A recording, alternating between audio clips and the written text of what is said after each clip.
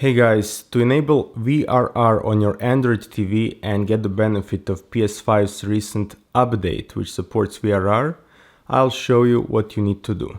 So first, in this case I have TCL's C728 TV, so if I press settings button on the remote and go to system, you will see option VRR. You simply enable it here. Then on PS5, I'll press PlayStation button, go to home, up, settings, and then screen and video. And here you see VRR set to automatic. So it can be either disabled or set to automatic. And you can also enable VRR for unsupported games. Now, if I press settings button on the TV's remote and disable VRR,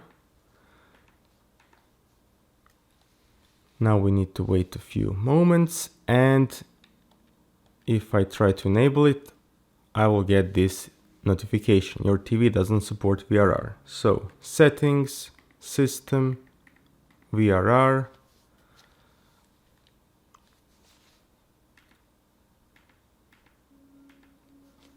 OK, enable, automatic, blank screen, and here we are. So you see, currently PlayStation's interface is fixed at 120 Hz, but if I go to this game and press info button, you see how refresh rate changes as the display is being synchronized with the graphics card output.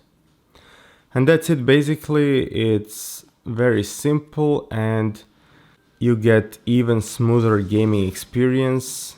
And you know, if your TV supports it, definitely enable it and let me know how it works for you with your configuration, which games have you tried. And yeah, wish you good gaming, guys. See you in my next video. Bye.